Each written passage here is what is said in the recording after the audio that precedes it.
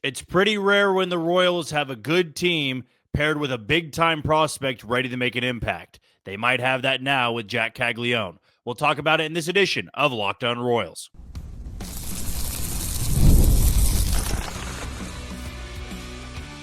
You are Locked On Royals, your daily Kansas City Royals podcast. Part of the Locked On Podcast Network, your team every day. You are tuned in to another edition of Locked On Royals on the Locked On Podcast Network. I am your host, Jack Johnson, and you can find me on Twitter or X at JohnnyJ_15, and you can catch us on wherever you get your podcasts. For example, that can be Spotify, Apple Podcast, Amazon Music, Google Podcast, we're on Odyssey and YouTube. Just be sure to hit that follow button and subscribe. If you're a first-time listener, well, I'm sure you're gearing up for Royals baseball as we are just about 2.5 weeks away from opening day when the Royals take on the Cleveland Guardians. As you can tell, my YouTube setup with the Guardians helmet right behind me. But for you first-time listeners, if you want to know a little bit more about me, I'm based here in Kansas City. I work in sports media here in the city over at Sports Radio 810 WHB. But when it comes to this podcast, when you click on this link, you are only going to be getting 30 straight minutes of Royals baseball. Today's show is brought to you by FanDuel. Right now, new customers can get $200 in bonus bets when your first $5 bet wins. So head over to FanDuel.com to get started today. And even though I just teased that right here we talk 30 straight minutes of Royals baseball, might be going more American League heavy in tomorrow's episode with the news about Garrett Cole missing the entire 2025 season, and per Bob Nightingale, might miss a chunk of 2026. So it's going to be a long time before we see Garrett Cole back on the bump in a Yankees uniform. But the reason I want to go over that is because this does shake up the American League a lot. You saw that series against the Yankees in the ALDS last year, and the Royals were completely outmatched by Garrett Cole in that pivotal Game 4 matchup that went the Yankees' way and ultimately ended the Royals season. Now the Yankees, without Juan Soto, without Garrett Cole, without Luis Gil, and maybe without Giancarlo Stanton, might have a tougher path to getting that one seed in the American League. But again, we're going to save that for a little bit later on in Tuesday's episode. To open up today's show, I've been wanting to do this segment for a while, really ever since Jack Caglione started flourishing in spring training, which was 2 games in to his spring training. But Sunday, he goes yard again off of a big leaguer in Aaron Savale, worked a full count, and then blasted one 444 feet at 114 miles an hour. It was a middle cutter. You can't make that mistake to a guy like him, and he crushed it. Absolutely destroyed it, and fortunately for a lot of Royals fans watching, you got to see that on TV. And his last home run was also televised, but on the MLB app. Then as his second at-bat, he takes a first pitch up in the zone a little bit from Nestor Cortez, another big league arm, of course, and ropes it into the gap in left center field. One hops the fence, hit it over 100 miles an hour. So, yes, every game that he's played in, except for today, he pinch hit. It was actually a cool moment. The Royals were down by 3, bases were juiced, and they pinch hit Jack Caglione late in the game. Unfortunately, he struck out on 4 pitches. That's going to happen, especially in his first full season in professional ball. There's going to be some guys that just overmatch him. You're just hoping that at some point it's in Kansas City for the big league roster. And so to that point, talking about this segment, there have been few times, and maybe not ever, at least not since 2000, where the Royals have had a good team on paper, a team coming off of a postseason appearance, a couple of postseason wins, and you have a big-time talent that's maybe closer than we expect to make an impact at the big league roster. And it's new territory because years ago, if you were drafted, whether it be high school or college, you weren't coming up the next year. There had been certain instances. We saw it in Kansas City with Brandon Finnegan. We saw it in Tampa Bay with David Price.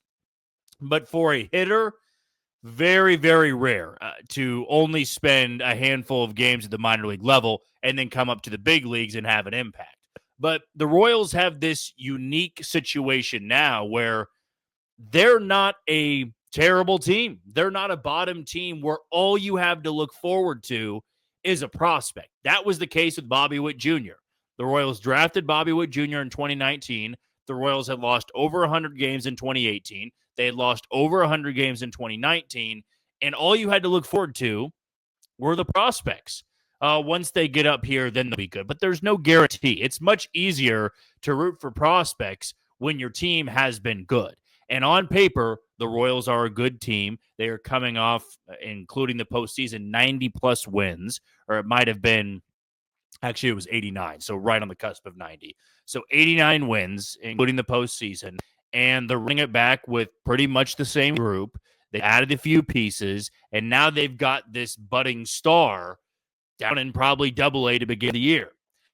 That is something a lot of fans should cherish, because we're not talking about somebody, at least right now, and it is spring training. It's been 15 plate appearances for him. He's done a lot with those 15 plate appearances, but we also can keep in mind here, he was a top 10 pick. And we saw Wyatt Langford, who also came from Florida, do the exact same thing. They drafted him. He tore it up in spring training, had about 60 at-bats, actually, in spring training. I don't think Caglianone's going to get close to 60. He might get closer to 30 to 40. But, Wyatt Langford tore it up in spring training, tore it up in Double-A, and then they fast-tracked him to Texas. I mean, he spent 40-some games in the Rangers minor league system, and then he was ready to go. For the Royals, as we've discussed in the last couple of weeks, there is a world now in which he's up here way earlier than people expect. I'm not going as far to say opening day. Nothing that J.J. Piccolo has said has indicated that he is playing for a roster spot right now. But the best case scenario, as I've brought up before, is that the Royals are playing well. MJ Melendez turns things around. Michael Massey looks good. Jonathan India is great at the top of the order. Bobby, Vinny, and Salvi are doing exactly what you pay them to do. And then you can bring in this massive, big-time power bat to add to the middle of your order, and a guy that you expect to be around in Kansas City for a long, long time. But you could throw him in the big leagues right now, and I'd imagine over the course of 162, he could give you 20 home runs. And now, he wouldn't be a complete hitter, and there'd be some serious slumps just because rookies go through that. We saw it with Bobby Witt Jr. as well. But I'm convinced now he's much closer than people think. And for years in Kansas City, you go to the great farm system they had leading into 2012 and 2013. They were not good. We had heard about these prospects, number one system, but it was a bad team. Then you get to 14 and 15 when they're going to the World Series and winning one. The farm system wasn't that great, and there wasn't that big-time prospect that you said, right now, he can come up and make a big-time impact. They had their pieces in place. In 2014, you had Aoki in right, Kane in center, Gordon in left, Moose at third, Eski at short, Infante at second, Haas at first, Salvi behind the plate. Now on the mound, you had James Shields, you had Jeremy Guthrie, you had Jason Vargas, you had Yordano Ventura, and you had Danny Duffy. Danny Duffy and Yordano Ventura were guys that had debuted pre-2014. So Yordano, you could say, that made sense. 2013 was a good team. He was a big-time prospect, and he was able to start by the end of the year. But I do find it different with a position player, especially somebody built like Jack Caglianone. I mean, he's going to have that 40 home run potential.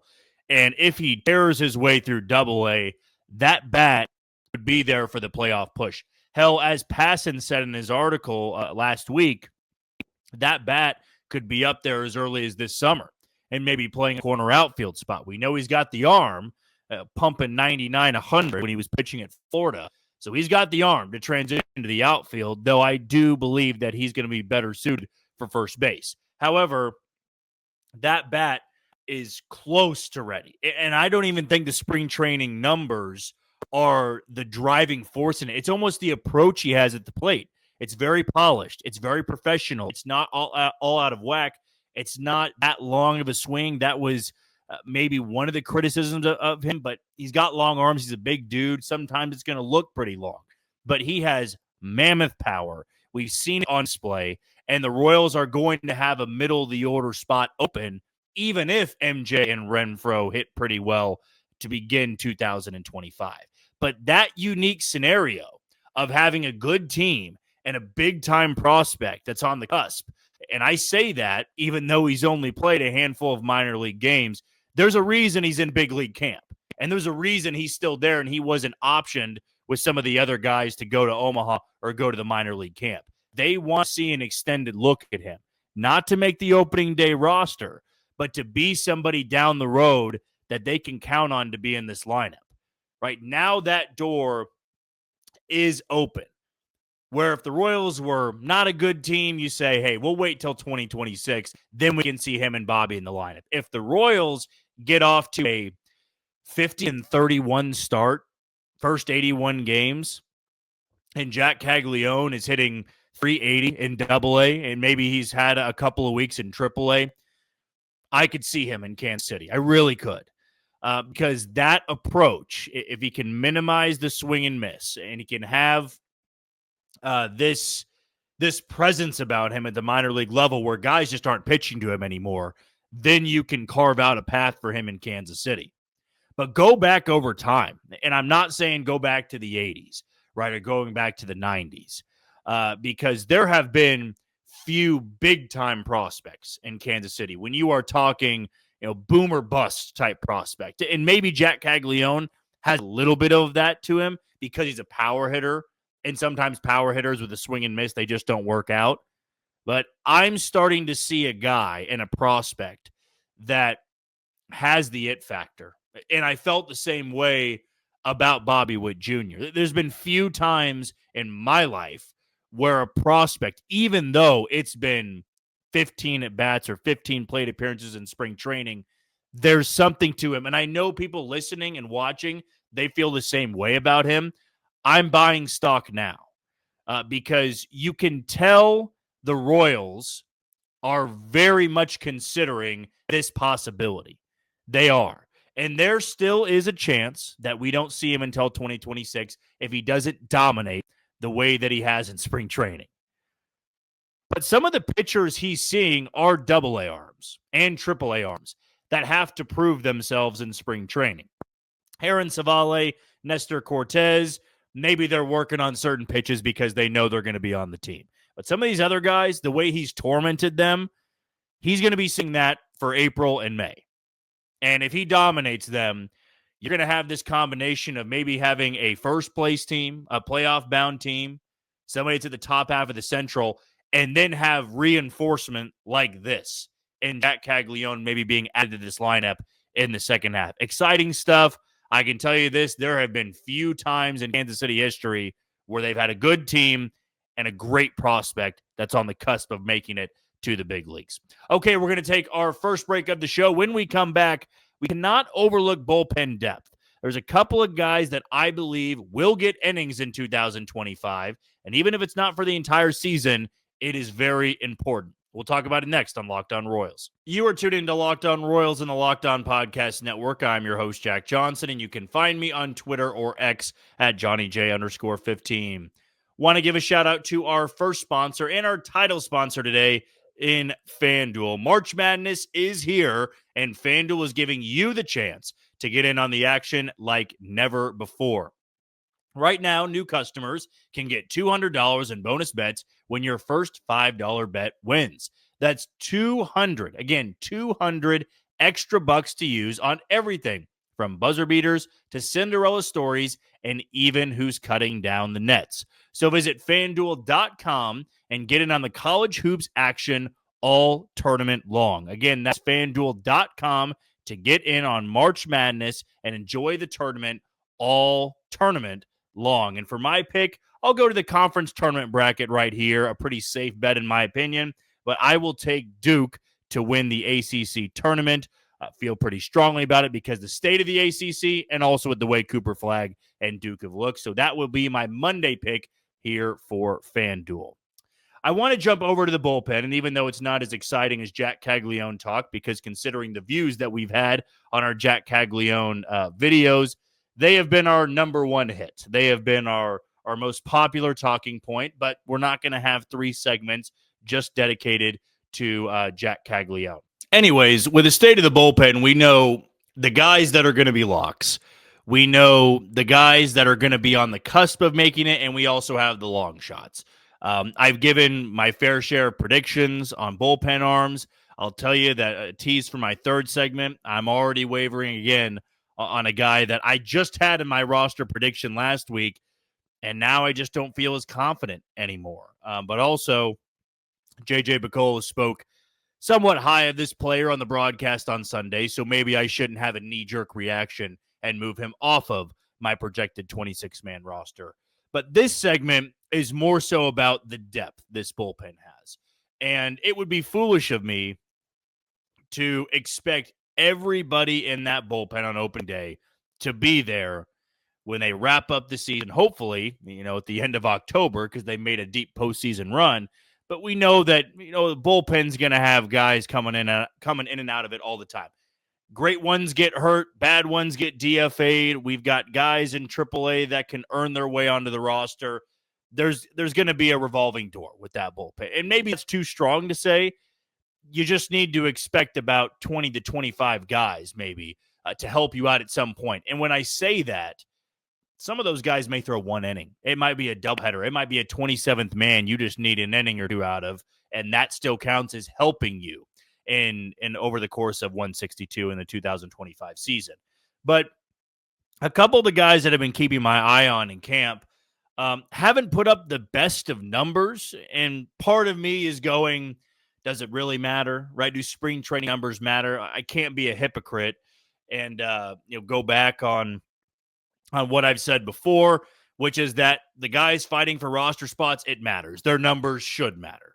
And going back on that would be foolish to do, because somebody could just clip that part where I said that guys fighting for roster spots, guys fighting for spots even down in AAA, they need to perform well.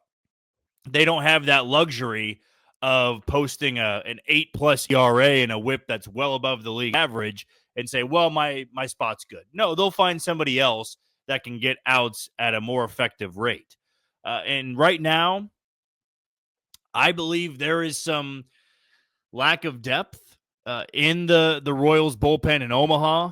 There are guys I like. They just haven't had the best of spring. But I go back to last year, they even had minor league deal guys throw them some innings. I mean, Sam Long was the one that was able to make it the longest in 2024.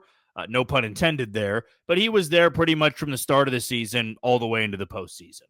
Maybe you get that out of one of the guys that you brought in on a minor league deal. I doubt it, because I don't have any of them on my official 26-man roster. But you never know. You never know what happens with that final spot in the bullpen. Maybe somebody makes a pretty big jump toward the end of spring training. However, Junior Hernandez, Steven Cruz, Evan Sisk. You look at, I'm blanking on the name now. Maybe you could throw in the name of Luander Avila as another name to mention here, because he's on the 40-man roster and his stuff was good in spring training. He did get optioned down to minor league camp. But those collection of names, right, 4 to 5 guys, you might be counting on them at some point in the season, and it's not just going to be in throwaway games. Right, the Royals had to use Tyler Duffy early on in the season, and even though he didn't stick, he gave them some innings. And I'm hoping that the Royals are going to give innings to guys that do have the chance to stick with their overall stuff. There's two to me that make sense. Next to, Steven Cruz might have the chance to make the opening day roster, so I'm not going to include him in this take. Evan Sisk would have a chance, if he can get the command down, to be a very effective left-handed arm for the Royals. Because of that 3/4 slot, his put-away pitches have been very effective down in Omaha. He was great last year, walked too many, but the funky arm angle, that could work really well if a Sam Long takes a step back or an Angel Serpa takes a step back. There would be a spot for him in Kansas City. And if somebody gets hurt, he would be somebody from the left side that I would probably bring up first. If one of those lefties went down or they're struggling, he would be my first call. The second one I've recently been intrigued by is Junior Hernandez, and he was never able to make it work in St. Louis, in Pittsburgh, I believe, was his second landing spot. He is 3 years removed from Major League Baseball, and the Royals were the one to give him that deal. But stuff-wise, it's there. I mean, he was averaging 99 with his fastball in his outing yesterday, and it hasn't been that pretty of a spring. But when you have a 100-mile-an-hour fastball and 92-mile-an-hour changeup, that can play if the Royals develop him properly. And with this comeback story, sometimes you just wish for the stuff to be there, and you'll work on the development in AAA, in AA if need be. And then at some point this season, maybe he gets that chance. But to throw a dart, as I say, into a pitch black room, and you're hoping to hit the dartboard, that's what it is with these minor league deal guys. But you can't just rule them out at times in spring training, or you can't always rule out somebody because they didn't pitch as well for a couple of games in spring. For example, James McArthur is somebody you can't write off. He's probably going to be needed at some point, and the depth of the bullpen just can't be overlooked. That can be the difference at times in getting teams to the postseason and maybe ending a team's season because they just didn't have enough depth when it came down to it. You're going to have key guys go down. You're going to have key guys struggle at certain points, and you're going to need some fresh arms, some rested arms. And if you've got good depth there, you're going to have that chance to have a really strong bullpen and overall a really strong team. But to me, there's a couple of names I'm keeping my eye on down in AAA to begin the season. Junior Hernandez being one. Then I would be looking at Evan Sisk, see how he fares early on. Luander Avila, a little bit lower. Steven Cruz, again, I don't want to throw him in that conversation because he may make the roster if this next guy we're about to talk about, Carlos Hernandez, continues to struggle. So let's take a quick break. When we come back, Carlos Hernandez is not doing very good at making a strong case to make the roster. We'll tell you why next on Locked On Royals. You are tuning to Locked On Royals and the Locked On Podcast Network. I'm your host, Jack Johnson, and you can find me on Twitter or X at JohnnyJ_15. Our final segment here is going to center around one guy in the bullpen and one guy that I can't seem to quit, someone that I thought going into spring training had about 70 to 75% job security. And that's Carlos Hernandez. He was out of options. I didn't feel as strongly about the guys battling it out with him. I early on felt that Chris Stratton was somebody that with a good spring and a bad Hernandez spring could put himself back in the bullpen because you might side with the guy who's had success in the bullpen before, has a spin rate on the curveball, has good command, and if Hernandez continuously struggles in every single spring training outing, well, then I might side with that veteran arm, even though that veteran arm wasn't very good last year. But with Hernandez, as I watched him pitch on Sunday, I'm just not sold that there's enough there. Right now, I can't be. The numbers aren't good. And overall, the stuff doesn't look that good. I've tried my hardest to find little things here and there that could strengthen the case for Carlos Hernandez to make the roster because he throws so hard and because at the end of the day, that is valuable if you can locate it. We know how much of an issue that was for the Royals last year with a bunch of soft tossers. They can have command, but they can't wiggle you out of jams. If you throw 100, you'll be able to work around runner at third and one out situation. And even though Carlos Hernandez isn't a big-time strikeout arm that you may expect with somebody pumping it in at 100 and then has an 83, 84-mile-an-hour knuckle curve, which, by the way, he's been throwing a lot of in spring training. Maybe the Royals are telling him to do that. Maybe they are going to Carlos Hernandez and saying, you're going to be on the roster. We need you to really work on these secondary and third pitches. We need you to strengthen that knuckle curve. We need that changeup to be more of a put-away pitch for you and throw them relentlessly. Throw it all the time. Even if you're getting bombed in an outing, continue to work on it. There is a chance that is happening.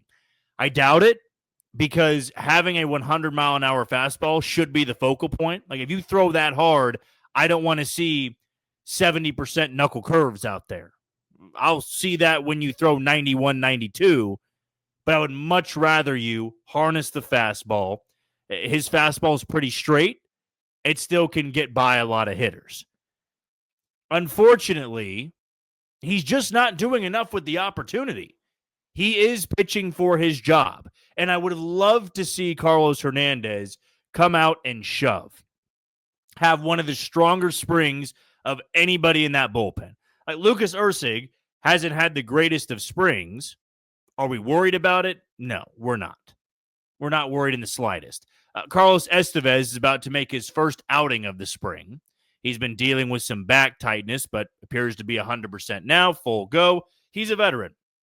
Am I concerned with a slower start to camp? Not really. Chris Bubich is someone in the rotation. Didn't have the best of outings today. Wasn't that great the outing before. Am I concerned with his spot in the rotation or his inability to make the transition back to the rotation? I'm not. Where I get concerned is with guys that need to have a good spring. And this goes from the rotation, which really, in the rotation, there's nobody that needs to impress me. I've got the 5 guys locked in, and I haven't gone back on it at any point this offseason. Really, since Chris Bubich was named as somebody that was going to be stretched out to start, then I said, okay, he is going to be the starter in this rotation. Once they brought back Lorenzen, it was a foregone conclusion what that front 5 would look like. But in the bullpen, there was one spot that was up for grabs. When they brought in Carlos Estevez, that locked down the back 3, Harvey, Estevez, Erceg. John Schreiber's not going anywhere. Daniel Lynch has looked damn good. Angel Serpa's looked even better. There's 2 more spots that are taken. And then you have Carlos Hernandez right there in the bullpen with the chance to take a spot and run with it. He's not being asked to close out games. He's not being asked to be an opener. You just need to be a one-inning guy. You might be pitching in a 6-3 ball game when the Royals are trailing. Just get the game to the 7th or the 8th or work 2 innings, 2 clean innings. That's all you need to do. You have a small role in the bullpen, and to have that stuff in that spot, that is valuable. But if you can't get enough outs, if you can't locate the fastball, if you're getting hit hard, they're going to find somebody else who can. And that might be Steven Cruz. That might be Evan Sisk, but I doubt it because you don't want 4 lefties in the bullpen. I don't believe it would be Junior Fernandez just yet because he's a minor league deal guy, and like Hernandez, his spring, numbers-wise, hasn't been very good. But there can be options now where Carlos Hernandez is out of them, and he has to pitch well the rest of camp. And I said this after his first outing in which he got bombed for 4 runs. He can't have another one like that. And he hasn't, but he's also given up a couple of runs since then. And even in his clean innings, his clean outings, they haven't been that impressive. I wasn't left going, man, that is one strong inning. I've done that now with a couple guys out there that weren't screwing around. They were ready to get in there and get out. Like Angel Serpa was one of those guys. I got 97, 98. Here it is. Ground ball, pop out. I'm done. With Hernandez, just seems that he fights it a lot. He walked 2 guys. In fact, it was back-to-back innings. He had a leadoff walk. That's not going to fly. And I still have him on the opening day roster because of that stuff. And maybe I'm foolish for doing so. I know a lot of people in the comments disagree. Steven Cruz, though, hasn't done enough. And a couple of the guys that were competing for at least one spot in either the rotation or the bullpen, they got sent to Omaha. Noah Cameron's one of them. Eric Sarantola is one of them. They could have had a chance, not a very strong one. But those numbers are going to start dwindling. And even if Hernandez does make the roster, I can't say I'm going to feel great about it unless this has all been about working on other pitches. That would be a pleasant surprise because he's thrown a lot of off-speed pitches this spring, and maybe that's been a focus. Now, you can't be the guy that just comes in and throws 90% fastballs. It's too straight of a pitch, and big league hitters can hit 100. But if you got two other pitches you're working with and they're effective, now you can be that valuable arm. It has not been pretty, and he's not done a good job at really taking that spot and running with it. And he's got 17 days, only a couple outings there, to prove that he belongs in a big league bullpen. And for the Royals, if it's not him, then somebody else has to take that spot and run with it. Because right now, I'm not confident that anybody has. Okay, that's going to do it for another edition of Locked On Royals and the Locked On Podcast Network. I've been your host, Jack Johnson. Thank you for making Locked On Royals your first listen today. For your second, check out Locked On Fantasy Baseball with hosts Dominic Martino and Matthew Ane. MLB Fantasy Draft season is here. Be the most informed fan and set yourself up for a league win. Find Locked On Podcasts on YouTube or wherever you listen to your podcast. Tomorrow, we are going to talk about that Garrett Cole news and how it affects the Royals. But until tomorrow, you take it easy, Kansas City.